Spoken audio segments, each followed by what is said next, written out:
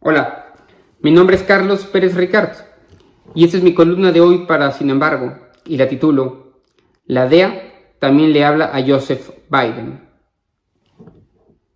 Empecemos por lo obvio. Las tres publicaciones de finales de enero en torno al supuesto caso de financiamiento ilegal de la campaña de López Obrador en 2006 y la de la semana pasada de The New York Times son resultado de filtraciones provenientes de las agencias antinarcóticos de Estados Unidos. No puede ser de otra manera. La primera viene con toda seguridad de la DEA. Con alta probabilidad, la segunda también. Así, la pregunta central que debemos responder es la siguiente. ¿Qué busca la DEA con estas filtraciones? Para contestarla, tomo un ángulo que, desde mi punto de vista, no ha sido explorado con suficiencia en la prensa mexicana. Me refiero al siguiente. La DEA busca enviar un mensaje de inconformidad en un momento en el que en Washington se discute de manera crítica la relación con México. En otras palabras, las publicaciones deben entenderse no solo en el contexto mexicano, sino también en el de la política estadounidense. Me explico. Estados Unidos no es un ente monolítico. En ese país, como en cualquier otro, ocurre una lucha por el poder en el que intervienen un abanico enorme de fuerzas, a menudo contradictorias. Más veces de lo que pensamos, estas persiguen intereses contrapuestos. Los incentivos y preocupaciones de un gobernador, por ejemplo, no tienen por qué ser los mismos que los de un burócrata en el Pentágono, que los de una comunidad de agentes de la DEA o que los del presidente de Estados Unidos. Hablamos de un país demasiado grande y complejo como para suponer la alineación perfecta de intereses en torno a un tema particular. La idea del tío Sam con metas claras y objetivos precisos es una ficción que sirve muy bien para imaginar al imperio todopoderoso, pero que poco ayuda para ordenar las intenciones de los actores políticos relevantes en su interior.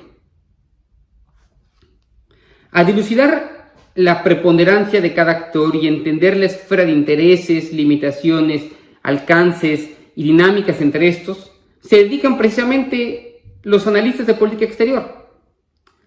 Tanto en las historias de ProPublica como en los de Inside Crime, Deutsche Welle y el New York Times, leo una acusación por parte de la DEA a la alta política de Washington. El sentido es inequívoco y se resume en la siguiente afirmación. Por razones políticas o diplomáticas, los agentes de la DEA no podrían realizar el trabajo para el que están mandatados.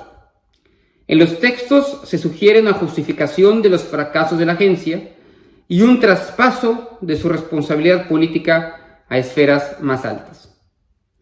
En el caso de la historia sobre el presunto financiamiento ilegal de la campaña de 2006, la culpa de que la investigación se haya cerrado se atribuye a la decisión de un panel de revisión de actividades integrado por funcionarios del Departamento de Justicia, el famoso SARC. En la narrativa de los artículos periodísticos, en el fondo de esa decisión habrían sido ponderadas consideraciones políticas y diplomáticas por encima de las de la investigación criminal.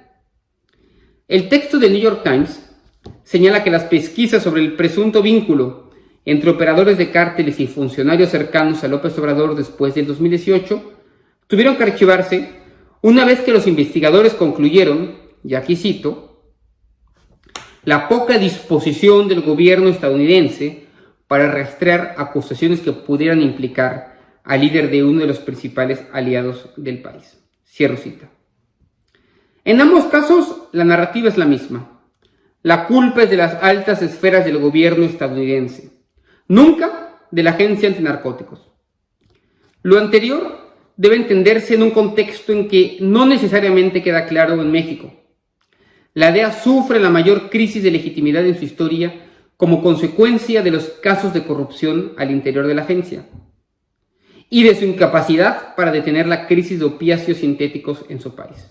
Así, al verse acorralada por la realidad, la agencia reparte culpas por doquier y se protege ante el ciclón electoral en los Estados Unidos. Bien pensado, su estrategia tiene una lógica impecable. Esta explicación en nada contradice la lectura que enfatiza la voluntad de la DEA por influir en el proceso electoral mexicano. En política no hay coincidencias, mucho menos a 100 días de la elección más grande en la historia política de nuestro país.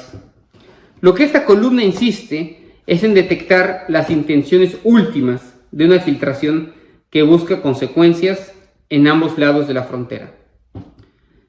Inmersos como estamos en la política nacional, a veces se nos olvida que la elección más relevante, cuyo resultado genera genuina incertidumbre, se celebrará en noviembre en el país del norte y no en junio de este año en nuestro propio territorio. Así lo entienden muy bien en los headquarters de la DEA.